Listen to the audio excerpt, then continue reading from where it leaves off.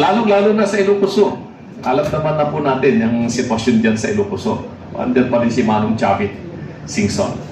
Pagdating naman sa Region 2, andito na ngayon ang bago nating presidente sa Region 2. Pinag-uusapan namin kanina yung technology dito sa buong mundo. At sinasabi nga yung mga maunlad na mga bansa, ipinagbabalaki nila na kayang-kaya na nilang gumawa ng mga magnet like sa Germany, sa Japan, sa China, kaya moderno yung kanilang mga transportation, eroplano, missile, yung mga gera ngayon na nangyayari sa Iran at dyan sa Ukraine. I, Engelbert Caronan, having been appointed as as the Regional Council President of Region the Regional Council President of Region 2 2 of the Partido Democratico Filipino, of the Partido Democratico Filipino, do solemnly swear do solemnly swear to abide by and uphold the Constitution of the Republic of the Philippines to abide by and uphold the Constitution of the Republic of the Philippines and of the party, and of the party, to keep faith in and put in practice to keep faith in and put into practice the five basic principles of PDP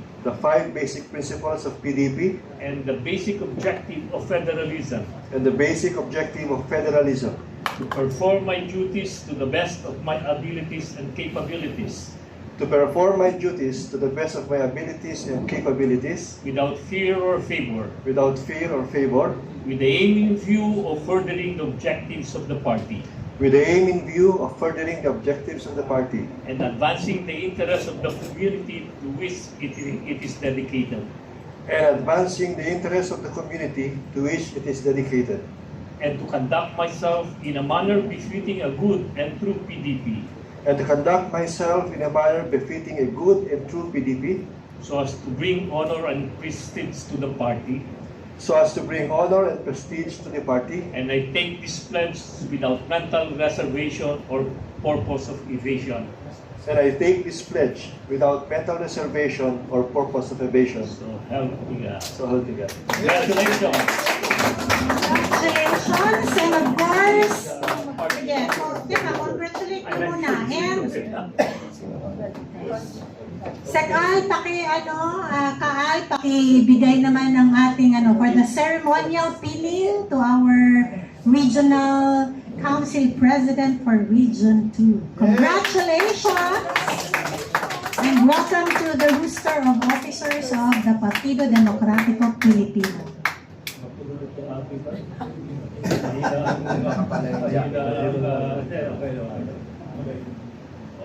Okay. Ayan, okay. Officials, pakikamayan naman ang ating bagong kaliwang kamay.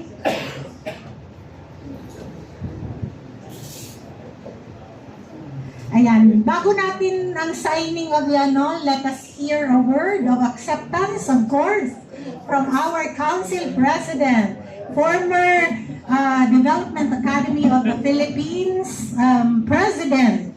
Ang dami nitong pinagdaanan sa gobyerno, kaya sigurado tayo na ang Region 2 ay magiging mas malakas para sa PDP.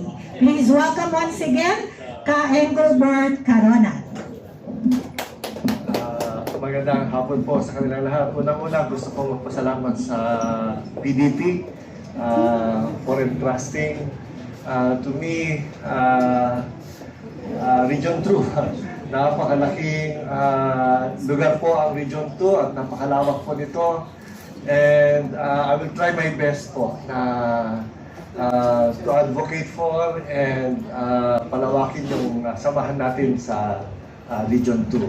Alam po, hindi po lingid sa kalaman na lahat na siguro for purposes of PDP, isa na yung region na yun ang pinakamahirap na lugar.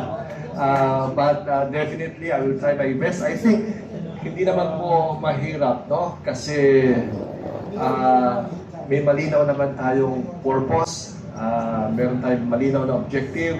I think yun lang naman ang hinihingi ng mga tao, no? It's something that would clarify to them what are our purposes. Nakikita naman nila yung bagay na yun. And we have a leader na they can trust. I think yun ang very critical sa susunod na mga political exercise. It's a question naman ng trust. A question kung sino yung partido na pwede pagkatiwalaan.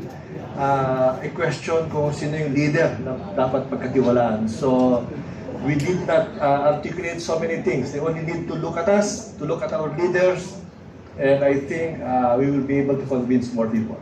So, thank you very much.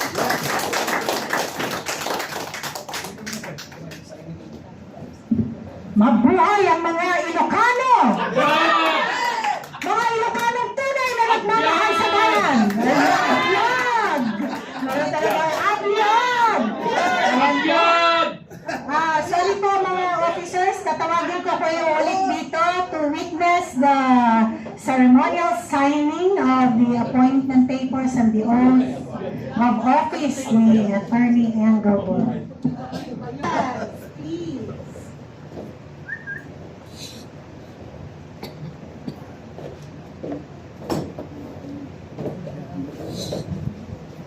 Exchange.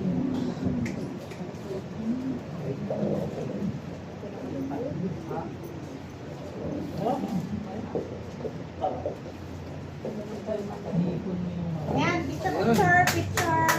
Okay, so hold your... Ayan. Okay nga ron? O, kami ganyan. Okay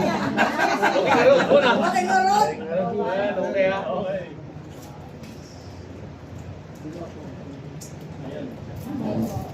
Okay. Congratulations. Ano ba yun, boss? Ngayon naman po ay hingan muna natin ng mensaheng paalala. Mensaheng paalala para kay Engelbert. Ano bang tawag ko sa'yo, Bert? Jojo. Ka-Jojo. Oo nga, kay Ka-Jojo. Ng mensahe mula kay Karaul Lambino who hails from the north also. Ilocano din to no? Pangasinan Sea. Pero Ilocano din to. Karaul, please. Thank you, Kaastra. Secretary Albusi, the acting chairman of Partido Demokratiko Pilipino. At siyempre yung bago nating kasama sa PDP, si Attorney Jojo.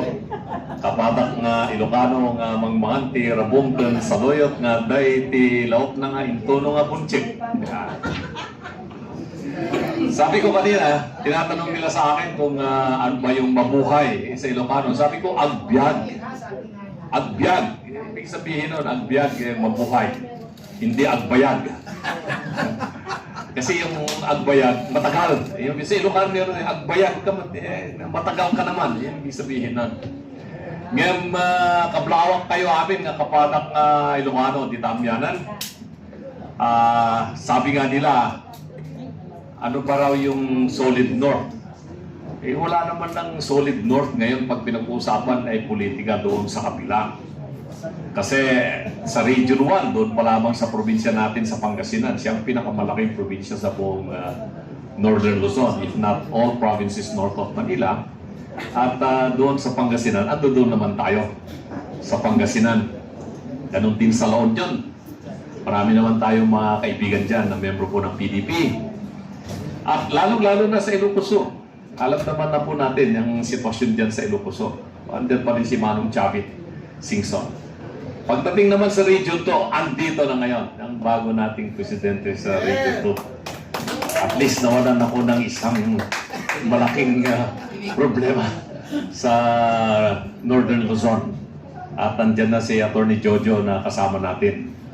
At ating Vice Mayor ng Tuguegarao City at siyempre, naging presidente ka ng Development Academy of the Philippines. Yun ang makailangan natin sa PDP. Yung kanilang damdamin, kaisipan, at ang ginagawa nila is more on development-oriented leaders. Na yun po ang direksyon ng PDP laban.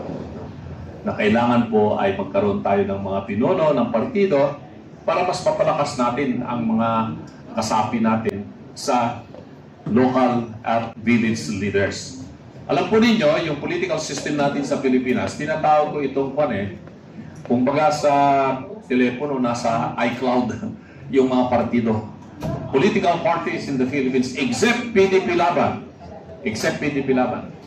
wala silang pundasyon sa baba. Lahat nakalutang yung mga partido. Yung mga politiko na nandiyan, pwede silang magpapalit-palit, magpalipat-lipat everyday kung gusto nila. But not in PDP Laban. We'll make sure that PDP Laban will be steadfast in inculcating to everybody's mind and heart that once you become a member of PDP Laban, starting now, this year, and towards 2020 and thereafter, that you remain to be a member of PDP Laban, that you are proud to be a member of PDP Laban. Party build-up, party system, and party strengthening is not measured by whether we are going to win the elections or not.